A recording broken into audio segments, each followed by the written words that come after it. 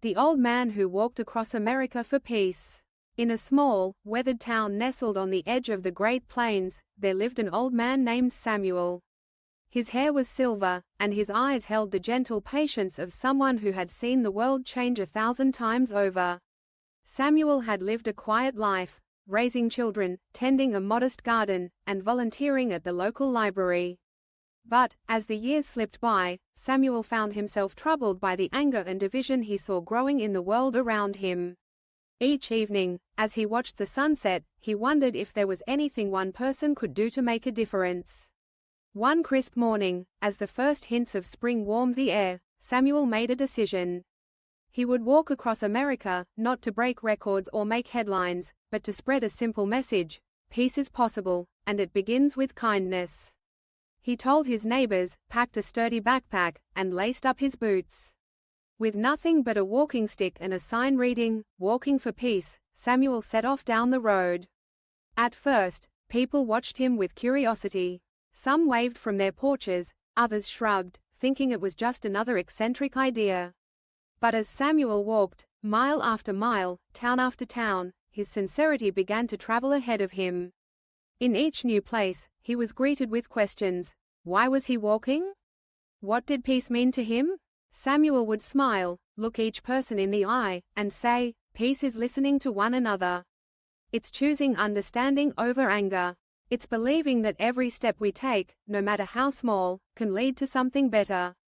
In Kansas, a group of schoolchildren joined him for an afternoon, their laughter echoing across the wheat fields. In Missouri, a diner owner offered him a warm meal unlistened as Samuel shared stories of kindness he'd witnessed along the way. Even in cities, where life moved fast and people often kept to themselves, Samuel's presence slowed things down, if only for a moment. Strangers paused to talk, some even walked a few miles by his side, curious about his journey and inspired by his dedication. Not every day was easy. There were storms that soaked Samuel to the bone, and long stretches of road where the weight of loneliness pressed heavily on his shoulders. But in those moments, he remembered the faces of the people he'd met: the truck driver who gave him a ride through a flooded valley, the child who drew him a picture for luck, the widow who shared her story of reconciliation after decades of silence.